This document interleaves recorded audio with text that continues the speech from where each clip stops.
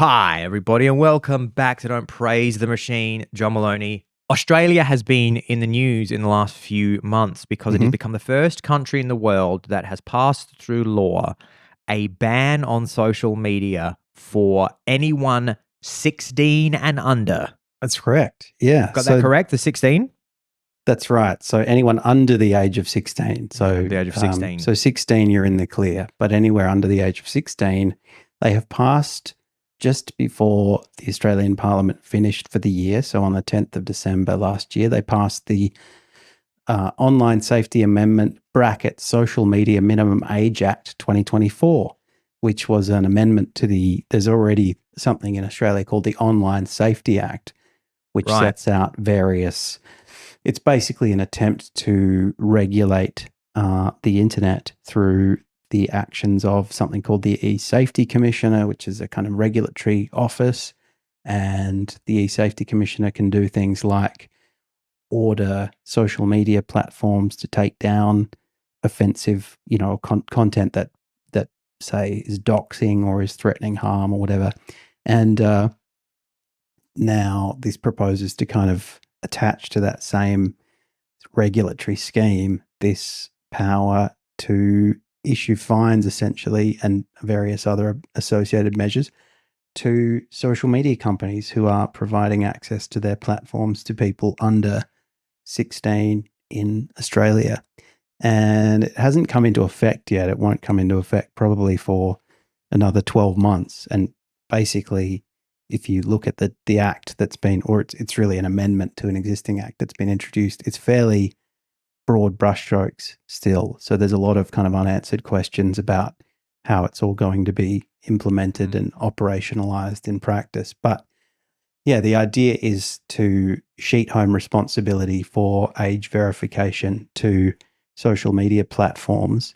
And, if they fail to kind of take reasonable steps to make sure that people on their platforms are of age, or 16 or over, then they can face very steep fines, in the order of kind of tens of millions of dollars. So, there's been a lot of discussion about it in Australia. Obviously, it was kind of a long time coming.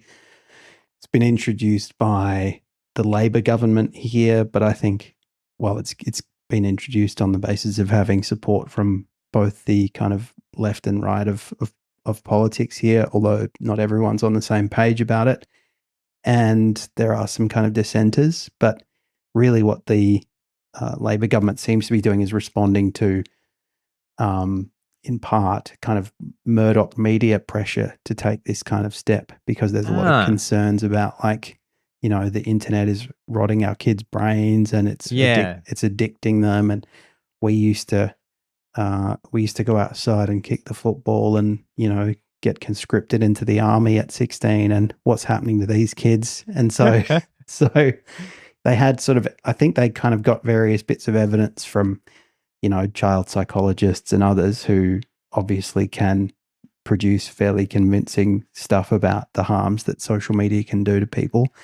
And they've decided to pass these reforms. So it's interesting. I mean, obviously it's, you and I have talked a lot about how kind of there's a comparison with something like gambling, or say online gambling, because these are platforms that are very carefully designed to addict people, to entice them, to kind of compel them to produce content and to stay on these apps as long as possible and so on. And the idea is, well, that's kind of bad enough for adults, but if you have a kind of undeveloped brain and you're doing it on your phone so that your parents can't necessarily, unless they've kind of given you a dumb phone and banned you from using the computer, it's pretty hard for them to adequately regulate how much time you're spending on these apps or what you're doing on them and so on.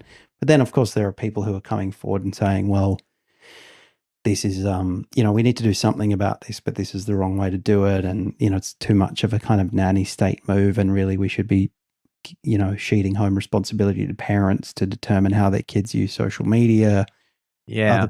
other people are saying, well, social media is actually good for kids in some ways, and it's it allows kind of kids in difficult situations to find social networks. It allows people a forum for creative expression, and a lot of the kind of trends and memes that are appearing on social media that we all like, some of them are driven by people who are under 16 or were created by them.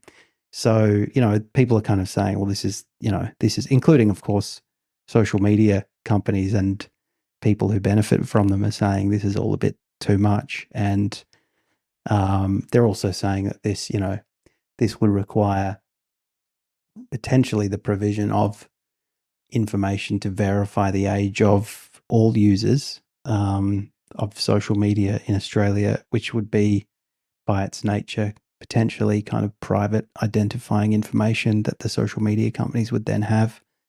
Well, I think, anyone who knows anything about what those companies already have probably thinks that's, that ship's sailed. But that's one of the concerns, is that it would require people to produce age verification documents, or maybe it would mean that social media apps were using like high-tech facial recognition to try and verify people's ages, that kind of stuff. Yeah. So there's privacy concerns as well, basically.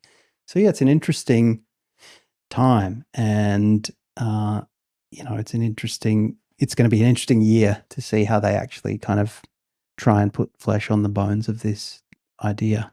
I see here Minister Michelle Rowland has said that the ban will include, because there's some discussion about what constitutes a social media app that's going to be banned for kids.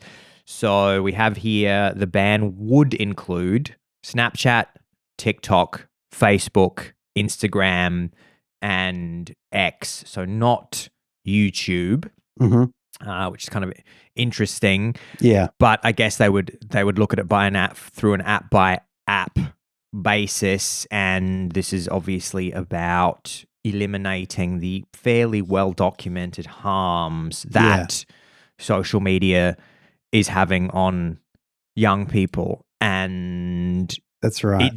It does. I mean, it just does seem bad to me generally if kids are on social media, like whether or not it's the role of the parents or not. I think everybody can agree it must be a net negative. Sure, you can argue that, there's certain information on there which is helpful for kids to have, but there's no part of me as a 42-year-old man who grew up in the 90s who thinks, oh man, I'm so sad that I wasn't staring at a screen all day in 1994 when I was out riding my bike with my friend Tom Roberts, and we were just riding through the streets and getting up to all types of mischief and entertaining ourselves, maybe playing a little bit of Nintendo with no internet connection, and then playing NBA basketball dunks. In 1994, when I was pretending to be Charles Barkley, there's no part of me looking back at that goes, oh, I wish I was just on TikTok all the time. Totally. And so I'm very thankful that we came from the generation that remembers a childhood without social media.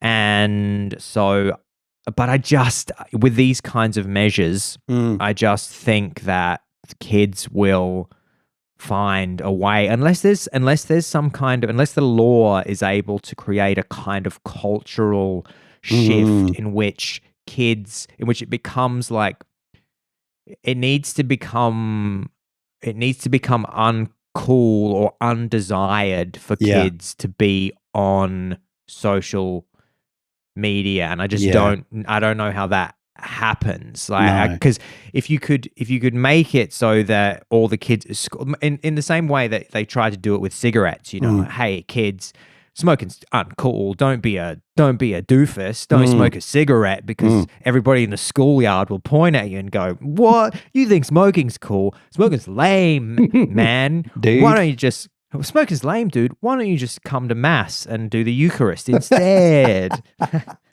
That's what we got told. Yeah. don't smoke a cigarette. Smoke the body of Christ by eating it. That's right. Burn incense in church. Yeah, that's right. And so I think, and maybe the law will help that. Maybe that it is possible to get to a point where everybody just goes, Barry, you like kids in the class going, don't be on social media when you're 12. Who's called that 12 kid years Barry? old. It's like a 50-year-old man. Yeah, but I mean, A, it'll be very difficult to enforce. Nobody will. seems to have worked out how that's going to work. No. And B, I mean, since when have kids not been able to access what they really want on the internet? Think about you and how. Remember how deep your perversion was and how naive Peter and Celia were? It's true. Thank God for low internet speeds, because I would have been in real trouble if it took less than 40 minutes to download a photo of Pamela Anderson in the nude.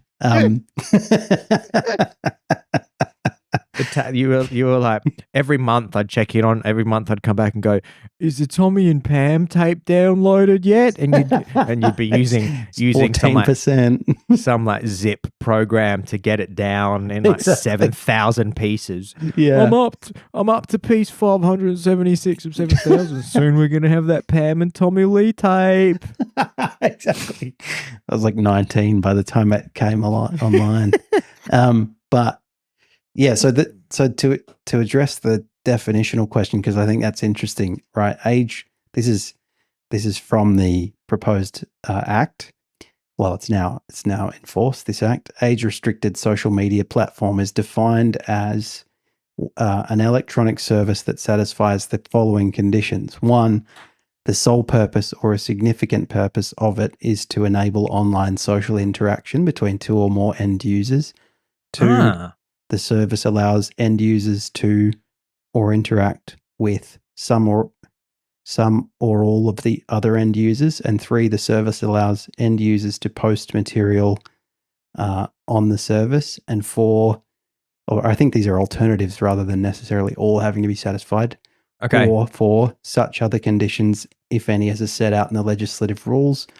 And also it allows for kind of specific social media services to be named in the regulatory machine that sits behind the act, so that the Parliament can say, regardless of whether it fits this definition or not, we're declaring that Snapchat is out, and they can also declare that other things I think are in, so they can say, well, this might, to avoid arguments about whether or not this is banned, we're declaring that it's not banned. So they might decide there are some things that kids should be allowed to do, but nonetheless, I think you will get arguments breaking out and going through the courts about, well, is this, does this meet the statutory definition of a social media platform? And you will get social media services or social media like services that are specifically geared to avoiding those statutory criteria. I mean, if you just, I was going to say, if you just think about the fact that YouTube isn't named so far in the ban, and kids are wanting to have a social media experience, they will just start using YouTube in such a way that it satisfies the same kind of demand that they have with something like TikTok, where they're just going to go, oh, okay, well, maybe previously I just browsed YouTube, but now I'm actually going to post YouTube shorts on which on which my friends in the schoolyard can comment. And then what will happen is just now YouTube is essentially a social media app with the same dangers that all of the banned apps have. Right. And then what do? They just come in and go, okay, well now, and then it becomes a game of whack-a-mole where there's just more and more, and either, like you say, either companies are designing apps which just skirt the law, in the same way that companies keep making slightly chemically different recreational drugs that are legal for like a day, and then they change the law to include that molecule, and they just change another molecule slightly, and then everybody's just having psychotic episodes on fake marijuana. Much like that, they're going to be doing the same thing with bringing out social media apps that for a day don't satisfy the act, and then they're going to go, well, no, now it does. Well, No, it Yeah, does. exactly. Or, there'll just be corners of the internet that young people will find out about and flock to that the regulator will take time to catch up with. And, they've explicitly said that they don't want to ban, messaging services, for example. And as you say, I mean, there's nothing kind of necessarily, there's say with WhatsApp, there's some functional limitations there, but there's not really anything to stop it from being a source of harm to young people in the same way. That's where I get all of my social status actually comes from my WhatsApp groups as opposed to TikTok. And it's also where I'm influenced in a really dangerous and unhealthy way is just WhatsApp groups that I'm in. So I don't know how that's going to make things better. Well, if you're worried about kids getting cyberbullied or posting offensive content or shaming each other, obviously all of that can happen, on WhatsApp just as easily as it can happen on Facebook. What they should say is just, okay, you can use Facebook and otherwise you can't use the internet, and just concentrate it on one app. Well, I think they should just say no internet and back to here's what you can do, kids. SMS messaging. I think that limitation is enough to I just think it's just going to be real difficult. Every child gets given from the government. They get given a free Nokia 3310 when they turn 12. Yeah, and everybody's allowed to do old school SMS messaging and play Snake, and that's it. No groups, no posting videos of makeup tutorials or how to make yourself look thinner, or how to be a red-pilled Andrew Tate fan. You just are going to be playing Snake, spend a bit of time in the calculator and really awkwardly typing out a text message with a numeric pad. Yeah, and then they could say, look, if you can harm yourselves doing this, then fair play. We won't pursue the issue any further. If you can somehow turn this into a social media activity, then you've won. Go at it. But yeah, I mean, that they will. Unlimited SMS. Yeah, that's right. Maybe you can do it with unlimited SMS on a Nokia. And I mean, it'll be interesting. I mean, there are people who say, look, a bit like kind of countries where people allow their children to drink wine at the table when they're like 14 or 15. And then the idea is that they don't go sort of hog wild when they turn 18 and sort of, binge drink half a bottle of tequila because they've kind of gotten used to it. People say, well, there are things that children learn about, how to use the internet safely, but also kind of how to spot bullshit on the internet. So if somebody starts using the internet at age 18, or even if they started using it at 16, in accordance with these laws, then they'd be fairly naive about I don't know, AI and deep fakes and God knows what. But I kind of think, well, all right, but that might just be a price you have to pay. I mean, I'm not sure I want my kid who's 13 sort of having to learn how to spot deep fake porn. I mean, what's or deep fake political messaging. Or deep fake political messaging. Sitting your 13-year-old down and going, now Barry, because that's every child's name. Now, and you're sitting Barry down, you're going, Barry's 13, you're going, now Barry, I know that you saw the leader of Argentina say something on the internet today, but I want you to know that he didn't really say that. And then your kid's going, what's an Argentina? And you're going, okay, well, just explain to you some... and you're having explain the history of American political coups to your child and the Bay of Pigs. What do you mean? What do you mean populism? Well, all right, we're gonna have to do some backgrounding. So what they did is the CIA started force feeding people LSD because they thought that it was a truth serum. And kids just going, oh, okay, thanks for this. And then your kid's going to be a real mix-up. That's right. That's right. And they took him in a helicopter and threw him off over the ocean. And then what happens? Go to bed now. Sit And then down, what happens Barry. when it gets kind of into like dicey waters, where it's kind of like where your kid says something like, "But did anybody know about the Twin Towers in the days leading up to it?" And you go, "Well, okay, so that's a complicated question. Yeah, I don't that's get it. What do you? Is it real? You're just saying that one group that flew the planes and nobody else knew? Well, what about the Saudis? What about the Saudis? That's I don't get it, but everybody on the plane was from Saudi Arabia. No, well, Why didn't they attack? Why did they invade Saudi Arabia? Yeah, that's right. And I'd say, God, I'm proud of you, Barry. You're a good kid. Well, you know how we get in your car and it goes. That's because of a beautiful fuel source. Exactly. That we all love, and we don't rely on Iraq or Afghanistan so much for that. Nor are they our partners in the region. Now, right. Let me explain regional partners to you, Barry.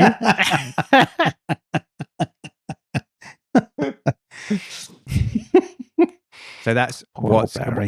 I mean, this sort of leads us to you as a new Australian parent, John. You're in a very blissful phase at the moment as the father of a 2-week-old, where you haven't had to think too much about this kind of stuff. But you're going to have a lot of conversations about do we let Innes take the driverless Uber and scroll TikTok? Is she allowed to order drone Uber Eats? Yeah, to exactly. the pizza party? And we're saying when her mum and I are at some, dinner party, and she calls and says, "The drone isn't here yet," and I say, "Come on, have you tried calling them again? I'm sure they're on their way." Ask your robot au pair what to do. On board. And you go, "Just put the Neuralink in again. Stop taking out the Neuralink." Okay. Just jack Elon's Neuralink in. Just put on Blue's. What's the Blue? I was going to Blue's Clues. That's the wrong era. Bluey. Just Bluey. Neuralink Bluey. Okay. Neuralink Bluey. Just like crumpled in a corner, getting Bluey directly screened into her brain. That's great. Just Neuralink Cocomelon. Okay. That is so good. Neuralink Cocomelon is a great visual. Totally. That's like that Tim and Eric product. E-bumping. Just Neuralink Baby Shark and Skibbity Toilet. Skibbity Toilet Neuralink. Just raise real vigilant kids. Exactly. I mean, I do wonder with these things, how do we get around VPNs? Because then, I mean, that is a very low hurdle for like any 15-year-old with half a brain just downloads a VPN thing and then they free and clear. Anyway. Well, it also just creates incentives for companies to provide like free advertising supported VPNs. So like if I just wanted to make bank as soon as this law starts getting enforced, I would just like be spreading the message on schoolyards around Australia, just going, "Oh, did you know that there's like, you go to www.secretaustraliankidsvpn and you just go there and there's an advertising supported service where I am making tons of money because my VPN website portal it has big banner advertising for people that want to access kids." So advertisers that want to advertise to kids will just give me tons of money, and then I just get all the kids' traffic going to my. Man, I should just do this. This is great. I'm giving away gold here. Yeah, that's right. You're like, hang on. Now that I'm doing it, just start writing it down. There's just gonna be the AFP sirens just start coming at my window. You just see blue and red sirens. But yeah, kids will work it out. I mean, you used to work it out all the time. Your parents would pull the computer out of the wall and go, "Stop touching yourself! Stop touching yourself!" I wasn't. I was just playing Doom. Yeah, that's right. That's right. Nature finds a way, as the chaotician from Jurassic Park reminded us. It's gonna be fascinating to watch, and we will keep everybody so updated because we got our man on the ground. Not only is he a dad, not only is he raising a child in Australia, not only is he a lawman. You should be writing articles about this, John. In fact, I'm going to use this bit to reach out to any media organizations right now going, hey, if you need a social media ban correspondent, here he is. Look behind him there. They don't just give those to anybody. He's got his diploma of Reiki. He's got his bachelor's of masters of Reiki behind him. And then he's got his degree in energy work. He's got his degree in tuning into the guidance. My light work, breath work diploma, Cert 3 in light work. Tuning. That was one of my New Year's resolutions was to tune into my guidance. Yeah, which I haven't done that in a while. One of my favorite energy workers on YouTube always just says tune into the guidance, which is just another way. Yeah, just basically saying trust your gut. But exactly, it's just another way of. But you can't. But you can't sell that. You can't sell trust your gut. But you can sell. I'll teach you how to tune into your guidance. To your guidance. Yeah. Come at me, Q&A, or don't know, any kind of Australian chat show that needs an entertaining, law-informed, but also pop culture-informed perspective. What's your elevator pitch, John? So give us your university qualification. I'm the producer of Q&A, and I'm watching this video. What's your university qualifications? What's your employment experience? And then maybe a bit about what you talk about on the podcast. Yeah, okay. So I'm a barrister and lecturer, and oh man, I'm so nervous. And this is what we have to get you over. But what are you a lecturer in? So I lecture in law. In particular, I'm about to teach a subject called Philosophical Foundations of Law, and that draws on my master's in philosophy from the University of Oxford. But I also have a legal practice of my own, which includes doing some regulatory work for social media and online regulators. And so I think I'm uniquely, and I have a podcast. Hang on, what was that? Sorry, what was that last bit about social media regulators? I've done some work for this regulator that's created by the Online Safety Act, the e-safety commissioner. Yeah. You didn't tell me that. Yeah. So I've been in the hot seat, been at the forefront.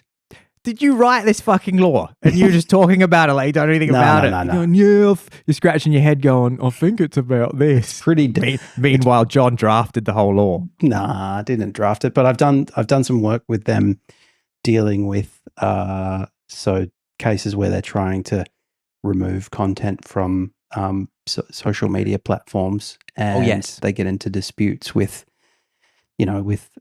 different people who are trying to post that content, sometimes with X, etc. And it would have been good if I was reading this, having written it, just like reading over it and going, oh, fuck, that bit doesn't really make sense. And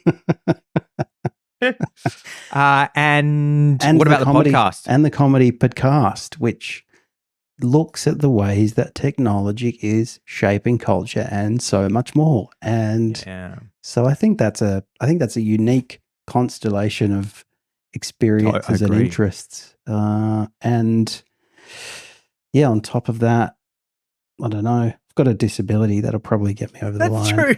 That's true.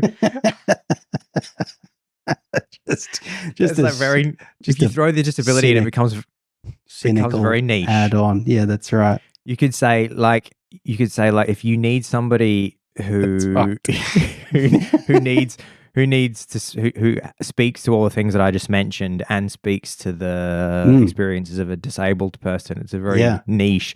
PWDs, as they call them, persons with disability. PWDs. Yeah, I like to refer to myself as a PWD. Makes me sound like an illegal ordinance. I've been given a PWD. Yeah, that's right. I can't see me kids anymore because they slapped me with a PWD. So I'm not exactly. I'll get like supervised visitation now because of my PWD.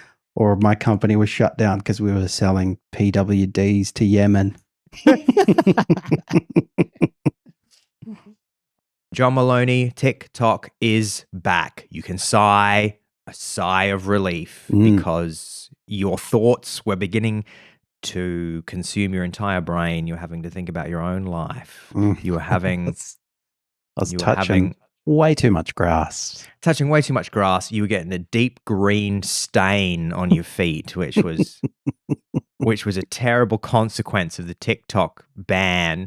After we recorded last week on Sunday, it was back again by Monday, thanks to your Lord and Savior, President Krang.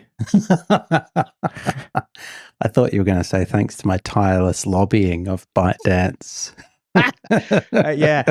Thanks to your tireless lobbying of President Trump.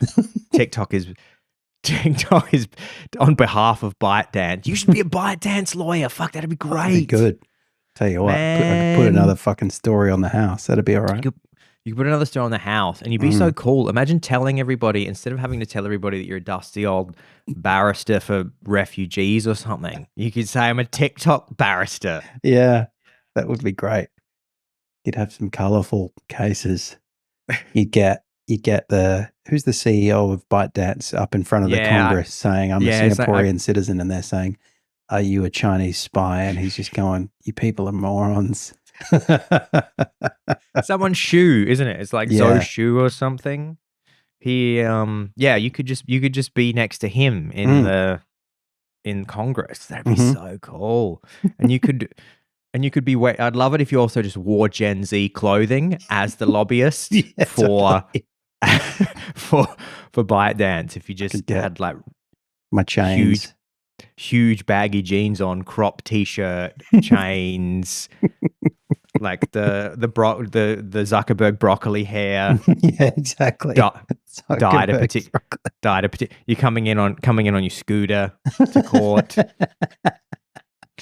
But it was back after 12 hours. It was off last week on Sunday for Americans, of course. And then when Trump signed an executive order, I think it's back for 90 or 70 days while he's put a temporary return while he decides or while he tries to negotiate some other deal, because obviously it's been passed into law now. So it can't just be back forever with no changes. So something will have to be done if it's going to stay. But when you came back to the app, when it returned, it said, thank you for your patience and support. As a result of President Trump's efforts, TikTok is back. And it's crazy how political it is, isn't it? It's like this direct. Thank you, President Trump. Exactly. It's very direct. As we said last week, the cancel, the TikTok is now unavailable message that existed for a brief period was also this kind of direct entreaty to Trump, basically saying, we've been assured that he's going to work this out, so don't worry about it. And then that worked, and he did. And so now, I don't know, have you heard much about what's going to happen after this grace period that they've been given? Or no, I've not. The only thing I've heard, and shout out to my friend Anthony, who spoke to me this week when he came over to my house. Actually, I can also mention the reason that he came over to my house, because that's quite cool and techie as well. My dear friend Anthony said to me last week that since TikTok has been back, there's been a lot of talk on TikTok from the kids that the vibes are off and something feels different since the app came back. So it seems like there's a combination of people feeling as though the carefree days of the app are over because of how politicized it's become. Right. You can imagine when you started using TikTok before it became this political football. Yeah. It was fun. It was fancy free. Do a dance, do a challenge, whatever you want. Yeah. Parents didn't know what was going on.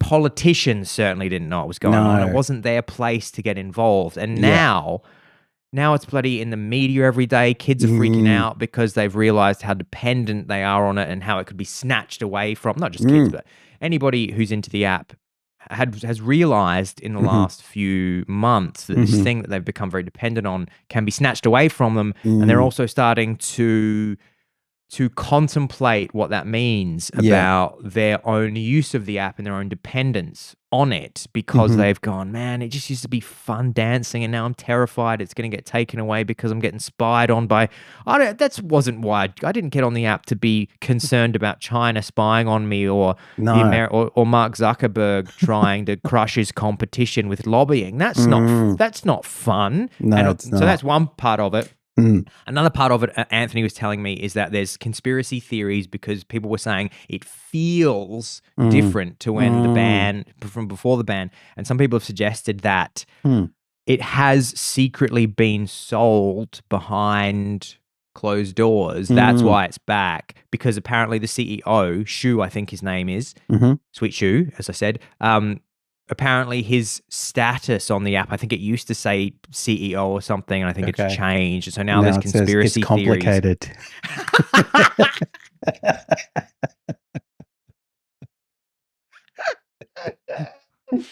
Theories. So good. Gleefully kicked my light out. Oh, you've kicked your light off. So so the kids have been saying the vibes are off.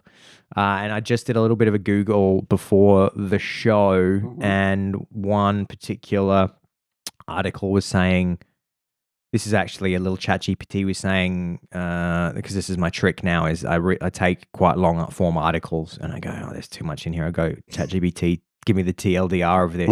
And it said, the TikTok experience has taken a turn for the worse. This is according to the article, which I really should be quoting, but I forget which one it is. With its recent shutdown and hasty resurrection under questionable circumstances during unease once a pandemic-era comfort, the app now feels fraught, tied to politics, data exploitation, and toxic dynamics. Many users, especially younger ones, have grown reliant on TikTok to fill social and emotional voids, but are increasingly reflecting on the personal and societal costs of the platform. And I know you were considering the same things, John. I was, yeah.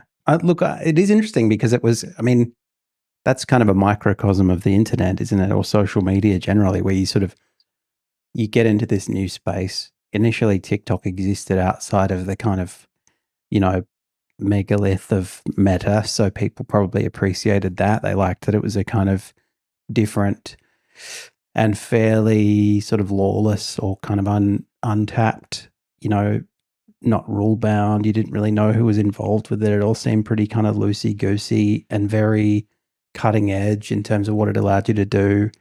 And now it's kind of been dragged into this, weighty debates about what Americans should and shouldn't be doing. And there's powerful interests on all sides. I can see why that's a bit of a drag for the kids. And we talked last week about the shift towards Red Note, which was a kind of deliberate, thumbing of the nose to the US government. It seemed that people were switching to an even more CCP aligned social media platform.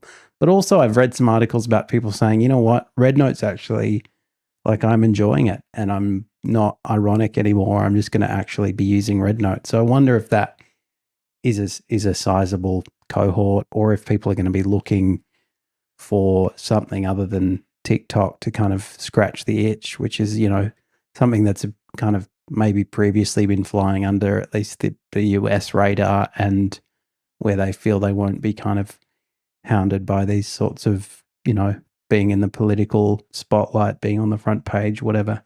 I mean, it's hard to imagine. Well, yeah, I don't know. It's hard to imagine that selling it is going to change it dramatically, except for maybe changing the fact that, your data is going to be collected by someone who's not openly hostile to the interests of the US government. But, That's right. But I can't imagine, I could be wrong, but I can't imagine that kind of user experience would markedly change. But that's the thing about vibe and feel, isn't it? It's falsifiable. Once people go, Mm. this feels different, it's like, oh, okay, hard to change their minds, really.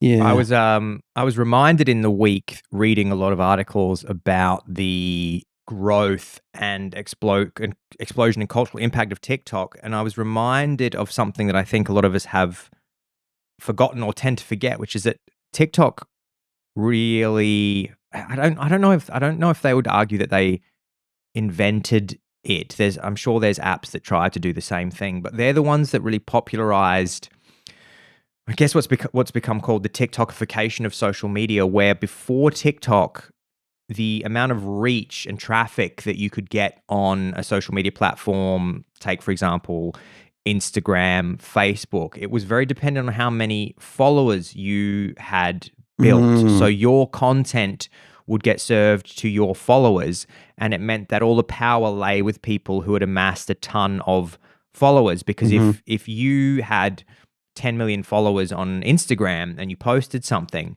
then it would more or less get served to most of that audience. And so you could just rely on, oh, I have 10 million followers.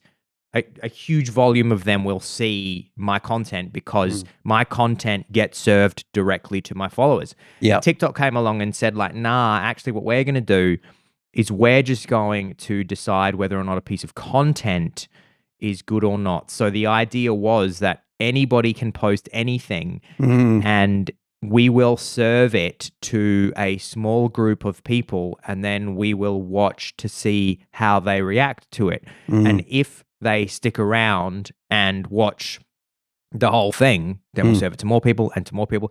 So it created this incredible landscape of opportunity where you could be a complete unknown who'd never been on social media before, or you could be somebody who's been on social media for a while and has just been posting weird things, and then one of them just hits. Or as I say, you could be brand new to the app and you could post your first you could post your first ever video and become a viral sensation no likes, overnight. no followers, nothing, and then no just suddenly, likes, no followers, and then suddenly, I mean, I'm thinking the first one that springs to mind, and I don't know if he was able to monetize it, but I think he was an Indonesian guy who's wearing the Power Rangers t-shirt and dancing to a Nelly Furtado song. Right. Yeah. And in a bathroom. And it's just kind of like, it's just kind of a little bit cringe, and people loved it, and everybody started doing the same. He's sort of, because he's quite uncool and in a Power Rangers shirt, and he's just clicking to that dancing. And you don't need nothing more.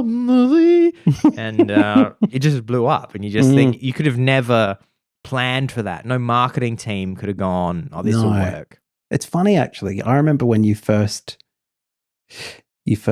took me by the hand and led me through the halls of TikTok, and sort of showed me a few things that you were looking at, and it had this kind of very raw, new feel to it. It reminded me of like a kind of chat roulette, but with social media. Yes. You know, it's like you were directly beamed into these users, you know, spaces, studios or bedrooms or whatever they were, and everyone was just kind of shooting from the hip, and it was felt very immediate and very kind of unpolished. And then obviously it grows and trends begin and norms kind of start to emerge about how you do it. And then it kind of loses that. But I mean, I remember, for example, that guy who his whole thing is just saying it's Tuesday. Oh, man. Fucking love that guy. I haven't checked in on him in ages. The Tuesday guy. Just every Tuesday he's going, hey, it's Tuesday. What's that?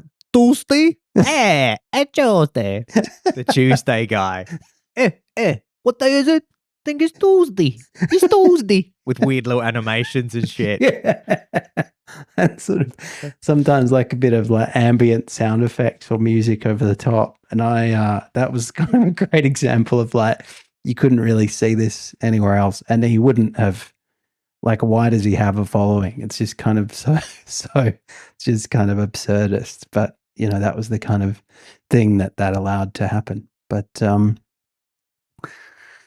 now, yeah, that's never such innocence again. We're in this era where it's just a bunch of lobbyists and a bunch of people trying to buy it. People talking about Yeah. Mr. Beast going to put in an offer for TikTok. Mate, Beast, he's going to be... Isn't it it's the most like Back to the Future-esque thing that we're going to live in an era where Mr. Beast is president of the United States. Yeah, It's very much like how Biff Tannen becomes like mayor Totally. of Hill Valley. Yeah. Where you think about this like bleak future where there's just going to be trash and crime all over the streets and Mr. Beast will be president of the world. That's right. And everybody will just be everybody will be sick and fat from eating his shitty food that he's like, Mr. Beast's like feastable. Everybody will be eating feastable chocolate bars and be all fat and sick. And there'll just be huge screens with President Beast. And you'll just be watching. Beast protects you. Yeah. Just a reminder, it is compulsory to tune in to Mr. Beast games this Wednesday night. And then everybody has to like sit around and watch his like absolute trash Hunger Games style shows. Yeah.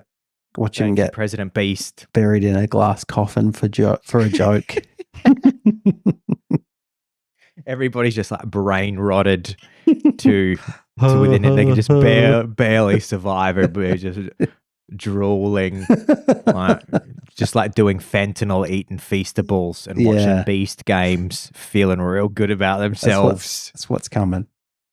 But yeah, the TikTokification, of course, it has also then meant that all these other platforms have had to adopt more or less a For You page recommended algorithm, which has been really interesting because it's really changed the landscape of how social media works. And, I pay a lot of attention to what's happening in that world. And a lot of people who give tips online about how you can grow on social media, they're all saying this is the golden age for you because social media has changed. No longer do you have to sit around for 10 years and try and build a huge following by post. You have to post really high quality content for years and years and years and years and years, and then you get thousands of followers and then you have traffic. No, it's like post one high quality piece of content and maybe it gets seen by the right audience, or you can just the path to the top is just quicker on you can do it on YouTube Shorts. Loads of people have built insane followings on YouTube really quickly because of YouTube Shorts, which is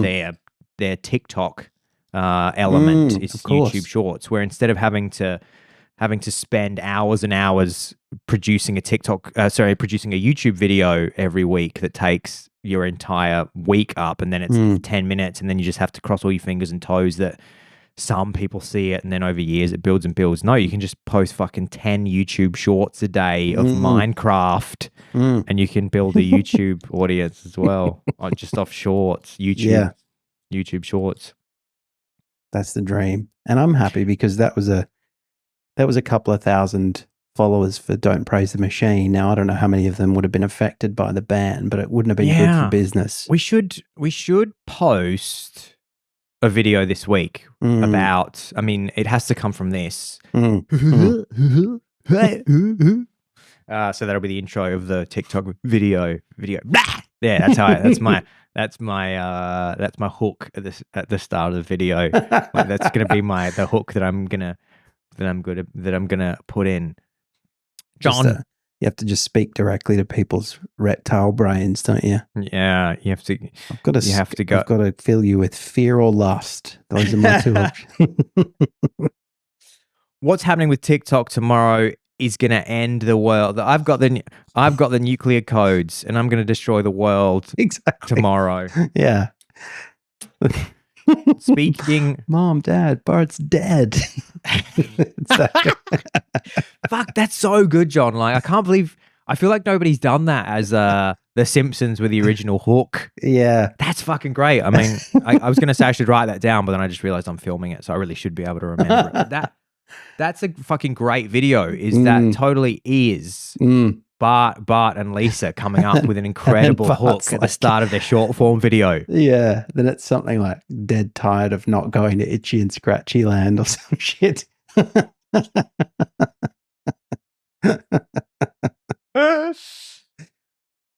Before we end this episode, I'll tell you a fun thing that I did this week, which is that I hosted the first ever Alexander Holland's AI dinner and chat at my house. So I invited three friends around. Shout out to Mariko, Mason, and Anthony. Mm-hmm. And the idea is that we all get together and we eat some food, and then we break out our laptops like 90s hackers. Yeah. And we talk about the ways that we're using AI at the moment. I was showing how I use cool some idea. of it for I love work. that. Yeah, the idea was that there's so much going on in that space at the moment. And I think everybody has this experience of somebody sends them something and it says, look what's happened this week. And I mean, I'm not shitting you. I feel like this is happening to me daily. I'm getting text messages from people every day going, oh, look what it can do now. Look what it can do now. Now it can do this. Now it can do this. Now it can do that. And it's just overwhelming. So the idea was that if we actually get together, then people can show you how they are using it. And it's a nice little time boxed area where you can go, oh, this is interesting. I didn't realize. So for example, my mate Mason was just showing me a bunch of things, simple things on Perplexity that were they're basically like buttons on the Perplexity screen that I had just never clicked. And he was going, yeah, look, if you click this, you select this option and it does this differently. And I was like, oh, wow. Which is exactly, that was the idea. The idea behind it was my friends who are, I picked ones that are kind of interested in this world. Yeah. If you didn't get invited anybody to AI night, it's because you're a chuggy fuck who's still who doesn't understand these things. I only invited my techiest mates. Yeah. And and so it was cool because we all just sat around and I said, look, this is how I use it to digest documents at work and give me the TLDR of really long things. And then they were showing, cool. and then Mason was showing me some stuff as well. We were generating images. The way that it was a bit of an experiment in that I didn't quite know how it would best work. So what we actually ended up doing was I have a projector. Yeah. So we put my big projector screen up. Yeah. And then I plugged my laptop in, and then everybody just sat around on my couch back here. Yeah. And we had the laptop screen on my big projector, and we were just clicking around and pointing at things. No, I did. Did you know it can do this? Did you know it could do that? That's great. That's Alexander Holland's AI Club. Yeah, there you go. AI Club. That's such a good idea because I think we're all kind of coming to grips with this at different speeds. But unless you're, working for an employer that really, or in a workspace that really prioritizes these kinds of tools, I think a lot of people are just kind of figuring this out on their own and don't really have conversations. I mean, I'm over here still using just ChatGPT and still mostly just trying to get it to circumvent its own political correctness boundaries. Asking it as we discussed on the podcast once, how many human hands would it take to build a pyramid the size of the pyramid at Giza, and then worrying it by telling it that I'm going to start harvesting hands. That's still where I'm at. So I need trying to get it to justify a Bachabazi party. You're just constantly typing away going, but what if it's a really important part of Afghan culture? Are you saying that it's for me as a Western white man to be able to tell them how they can behave recreationally? That doesn't seem right. Everything that I've been taught in my activist circles. Exploding in cultural relativist minefields. Before we go, I'll show you my new toy, which you might enjoy. It's just on the table, so just take 1 second to grab there. Yeah. For anyone listening, Al is now walking across his room to grab something. Oh, here he is. He's back. So I went round to my friend Jan's house just before Christmas, and have I spoken about Jan with his point and shoot digital camera? I don't think so. Okay, great. So was at Jan's house before Christmas. And Jan is my most Gen Z friend that I have, despite the fact that he's in his late 30s. He's as Gen Z as they come. And he is hip to the trends. And he was showing me a camera, and it was a point and shoot Sony Cybershot from, I think, 2003.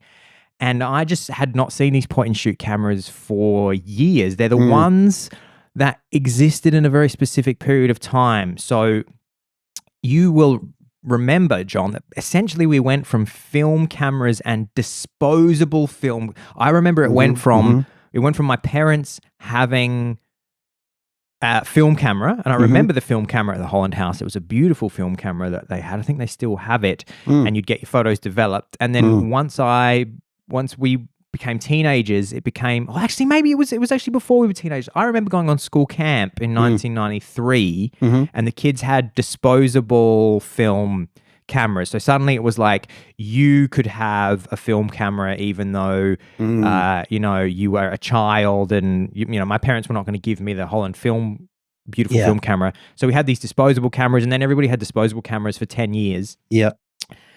Which, these little plastic boxes that you'd buy at the supermarket and chemist, and you go and get them. You could just take 30 shots with them. They even had an inbuilt flash. Yeah. So many of my photographs from that time are these disposable film cameras. Like I've got all photos from the big day out that are all disposable film cameras because, of course, you were going to get wet in the mosh pit and thrown around. And then after that, suddenly we had affordable digital point and shoot cameras. So in the early 2000s, suddenly the aesthetic, the look that you would start to recognize was, this is like an affordable Sony pocket point and shoot camera. Yeah. And that lasted up until we hit 2007, the iPhone comes out. Suddenly everybody has within the next, I would say, I remember that I reckon 2000, and I was kind of late to the party, but by 2011, I think is when I had a phone camera that was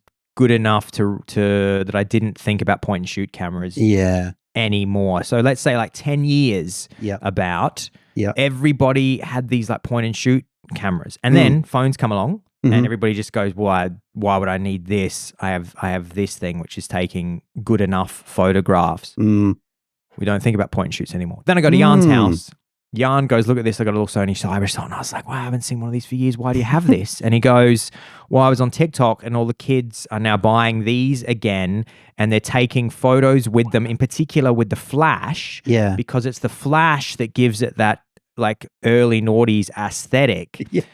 And he started passing it around. There was there was 5 of us at the party. He hosted a little pre-Christmas dinner, Jan. Yeah, yeah. And I picked it up and I was like, wow. And I started just clicking away and I could not put it down. It was so much fun. And then you can obviously look at the photos on the actual screen of the camera. And the thing was quite tiny. And they had it had this really 2000s aesthetic to it. People are even getting a little bit of red eye in some of the photos and stuff like that. And then eventually Jan was showing me when I got home, he was able to it actually took him a little bit of time to actually get the photos off the camera because the connections now, the memory stick that was in this particular camera is an earlier version of a memory card that's a different shape and size. Right. And then he didn't have the right cable to USB it, and so he had to spend some time getting the right fucking peripherals or whatever to get it into the computer. Yeah. And then he sent me the photos and they just look great. And it was such a joy to take photographs divorced from a phone, to just have something that's dedicated to taking photographs. And that's all it does. And it's just fun activity in itself. Yeah. It's a fun activity in itself. You feel more comfortable pointing a camera at people than you do a phone, and people feel much more relaxed and comfortable, and it's much more, there's a sort of weird sense of fun using an actual camera that you don't get when somebody points a phone at you. There's something about how pervasive and kind of surveilly phones have become. It's true. And it's also because it's so directly connected to the internet and they can use it for anything. You get an image on somebody's phone and then within seconds they could be like, I sent it to 100 people and it's on Instagram and blah, blah, blah. You can't do that with the digital camera. You got to go home and plug it into your computer and transfer it across. And exactly. Yeah. Somebody could go, so this is, fucking click. And then they put it down and you go, oh, what was that? And they go, oh, I just took 12 Instagram stories, which means that they literally just filmed you and you're now on the internet, even though you were just having a private moment somebody, and now it's just like a video of you. And so Yeah. this doesn't feel great. No. So anyway. Yeah, that's such an interesting discovery. And it reminds me of longtime DPTM Patrick Koo, your friend of mine, who used to come along when I used to go to these great parties at his share house in London. He was always the camera guy, and he'd always upload a few days later on Facebook like a, Woolhouse springtime party 2008, and it'd be like 30 photos from the night of people dancing and carrying on. There'd be a bit of flash and a bit of red eye and just a bit like, just kind of a nice record of the evening. And yeah, that was a kind of, you now realize that was like a particularly time bound activity, because I wonder if maybe Patrick will share with us, with the permission of the people in the photographs, maybe we could do a little, it was called the Wool Shed? The Wool House. The Wool House. Yeah. Maybe he can send us a couple of classics from the Wool House with that aesthetic. Yeah. 100%. That'd be really cool. The other major difference. Tell us, Patrick, what kind of digital camera were you rocking in those days? And maybe you still have it. You still have it. And if you still have it, I'm telling you right now, Patrick, and everybody else, because this is the thing, most people have these cameras in drawers lying around. My mum has one, and I wrote to her in the week and I said, do you still have that Sony that used to take all of your photographs with? And she's like, yeah, you know what's funny is I've actually started pulling it out recently and taking photos again. And I was like, Mum, you are hip to the groove. I said, keep taking those point and shoot photographs. Yeah. Here's the other major difference that makes a point and shoot camera, compact camera, really fun in comparison to a phone. What I noticed when I went to Jan's house was that because it's a camera that's worth $60 at the most, some people are even buying these even cheaper on secondhand markets, Facebook Marketplace. And as I say, a lot of people have these cameras that have just been lying in a drawer for 15 years. What you do naturally with a point and shoot camera that you do not do with your phone is you hand it to people to take photos themselves. Hey, let me share hey, I've just taken photographs at the party. Yeah. I'm going to go and do a whole bunch of, I've got a big line. They're waiting for me to do lines in the toilet. I'm going to get absolutely off my nut in there. Barry's in there and he's racked up a collar. Absolute real, some real rocket fuel. Yeah. And then, poor old Barry's growing up now and he's he's got a real habit. He's a real fucker. All that social media has real goofed his brain. His dopamine receptors are so wrecked that he just has to be doing rails in the bathroom every party. We feel so sad. I got to go and help Barry clean up all this disco dust in the bathroom. And so what you do is you just hand the phone to you hand the camera to people and then they take a bunch of photographs in much the same way we used to do with disposable cameras because you don't, there's a couple of reasons. First, you don't really care. Worst case scenario, it gets broken or lost and it costs either you haven't been, you'd forgotten about it. Yeah. You haven't used it for years or you paid fucking 50 euros on Facebook Marketplace. Yeah. The second thing is, of course, people aren't comfortable giving their phone to people because it's a very personal device with messages coming in and everything. Yeah. Totally. So it's so nice because you just hand the thing around. And so this is a long way of telling what happened and I haven't shown. This was actually great because I introduced the open loop and I didn't tell you what I had done. So you've had to wait this whole time.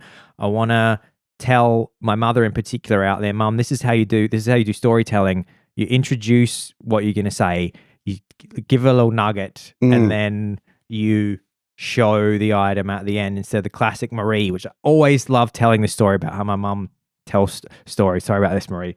But I always remember that my mum once said, I always remember this. She goes to me, I'm pretty sure this was like, it was something like this where she went, oh, Alex. And I went, what is it, Mum? And she goes, well, I was in the chemist today and you know how Norah Jones is doing a concert? And I was like, yeah. She goes, well, Norah Jones was in the chemist. And I was like, what? And she goes, yes. So I get in the car and I get ready to go to the chemist. And I'm like, hang on. I don't need the details of how you that's this, you've given the story, that's it. There's nothing else. She's like, no. And I was like, hang on, Mum, is this just ending with Norah Jones being in the kitchen? She's like, stop it.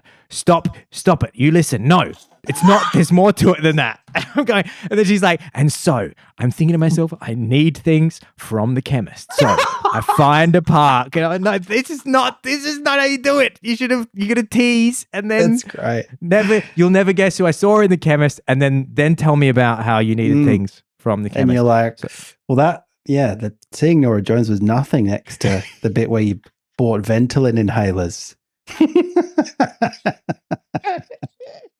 So, Mum, that's the trick. You introduced a little bit of spice. I mean, it's pretty obvious what I have, but what's funny and interesting is that I got so into this after the experience with yarn. Because the other thing that I really desperately want to do at the moment is I want to start printing photographs instead of just having them on my phone or whatever. I want to start printing. It's so easy because you just go in Australia, you go to Officeworks over here in Germany, you go to Rossmann or Jacinta DM, and they have these. Yeah, I'm quite an cool admirer of it because I just never think to do it. And yeah, she's got like a few good photos of friends and stuff on the fridge, which feels very old fashioned, but also is like, it's quite a lovely thing, because it's decorating your house with these moments. It's also really lovely if you have an envelope of photographs just laying around the house and you have guests come over. People just fucking love it, particularly when it's people that they know. You have this envelope on the kitchen table and people, what's this? Or I hand it to people, I go, check this out. And they open it and it's like actual physical photographs of them. And then they go, oh, what's going to be? Oh, this is amazing. What's going to be next? Yeah. And so I thought I'll just get the same one as yarn. They're probably like 50, probably high end, like €50, and they're from, I think yarn's is from 2003. His is probably like 6 megapixels. Again, I had completely forgotten what made a good amount of megapixels. So of course I deep dive, I go, I'm going to get the same one as yarn. And then as I start looking, I'm watching all these YouTube videos and a bunch of people start going, well, you could get these like older ones with smaller sensors and smaller megapixels. But if you want to edit the photos and if you want the hot tip, you want a real hot tip, then the one that like is a little bit better than that one is the Sony. There's a Sony series called the RX 100 series. Okay. And so long story short, instead of spending €40, I spent 236 on one. And I bought from 2013, and this came. I bought it on eBay Kleinanzeigen, so I bought it secondhand. Obviously, this is a Sony RX 100. What a beauty!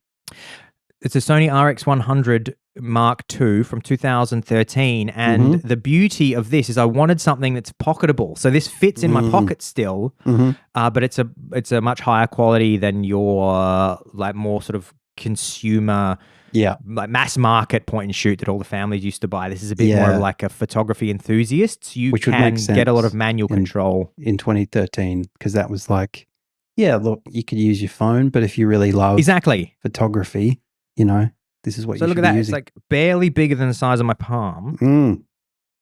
There it is. And it has a little extendy zoom. So I turn it on. Can you make phone calls with it though? Can you get into an online dispute about trans issues on it? Yes, you can. What do you mean? What do you mean they're allowed to compete in women's sports? None of that. You don't have to worry about that. You can. It's just this. It doesn't talk to the internet. Yeah. And I haven't used it. I haven't used it yet, but it's just a beautiful little object. And it's I would still hand it to people at parties, even though it's a little bit more expensive. And I cannot wait to take photographs with it, take them home, do a bit of editing, and then print them. And before share them with your family and friends. Share them with your family and friends. Before I go, I did actually print an envelope of my old. I use a program called Adobe Lightroom.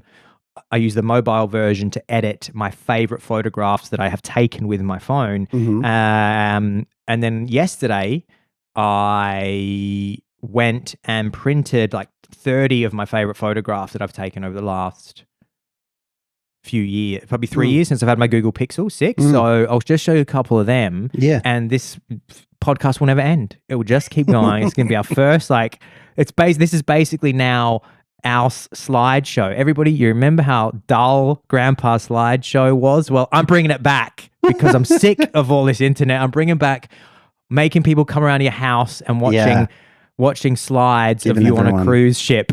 Giving everyone a hot chocolate and some Cadbury roses. Okay, everyone, he's just stepped away again, I presume, to get these photos. Here he is. I should probably just show the ones of me, or like ones that, like, it's probably not appropriate for me to show ones that have my friends in them for the interweb. But there are a couple that I'm really proud of. This one is my favorite. So this one I took in... oh, that's beautiful. Thank you, John. This one is in Bodenstrasse U-Bahn station. If you get the light at the right time of day, you get that beautiful sun hitting that bit, and there's a guy having a cigarette there. That one's very moody.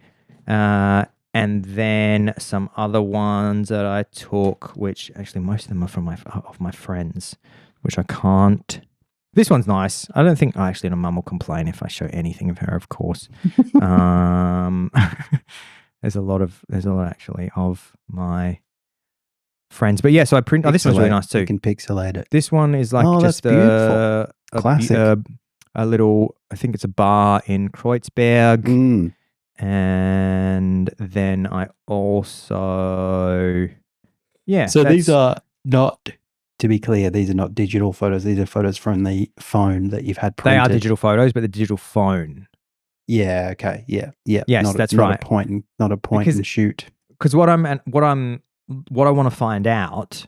Yeah. And I will get back to you. I'll update everybody. I want to see if using this is worth keeping the camera for. So what I'm going to do is I'm going to see if I enjoy the experience of using it. And also I'm going to see if I'm happy with the quality of photographs that it produces, and in which case I will keep it. But if I find that actually on balance, like my Pixel 6 is taking much better photographs, and I'm not enjoying this as much, because there's definitely I've already discovered there's like limitations in this, and this is something that you might have forgotten, and I think everybody will have forgotten. This is the first thing that I noticed when I took a couple of photographs with this, is that since these things existed, this like computation, a lot of people call mobile phone photography computational photography, because it's basically the combination of traditional film exposure technology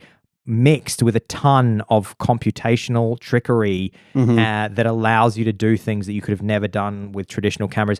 The first thing I noticed with this is the photos, unless you know what you're doing, photos are blurry. Yeah. And that's something we've all forgotten about, because these don't take blurry photos. No. They're able to use their computation. I think they take a lot of photos at once and combine them into a single photo. Yeah. But you remember when you used point and shoot cameras back in the day, you'd get them back, or film, and so many of the photographs would just be blurry as fuck. Yeah.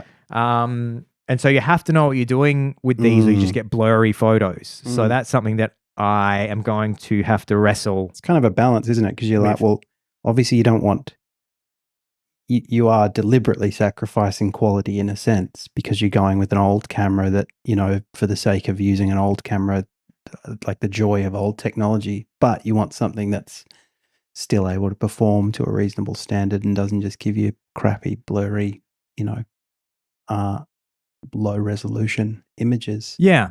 But I wish you well on that journey. Last one. I took this one in Istanbul.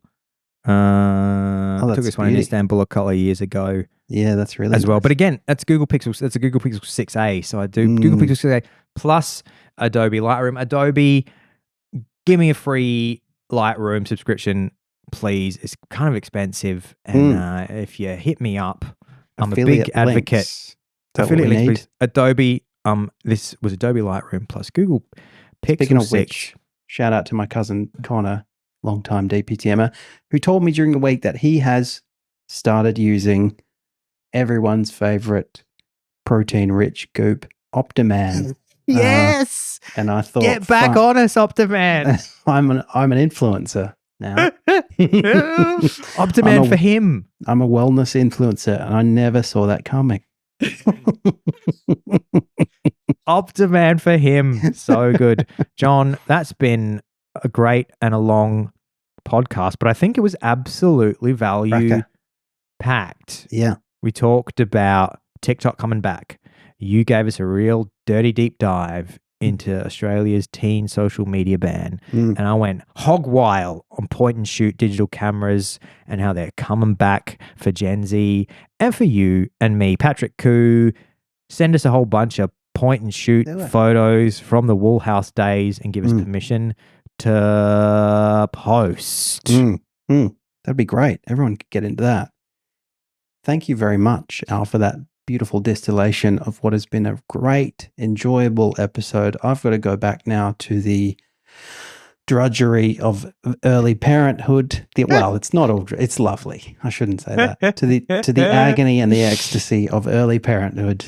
And I've had a nice trip back to my pre childhood identity. Pre-parenthood identity in the last hour, which has been very refreshing.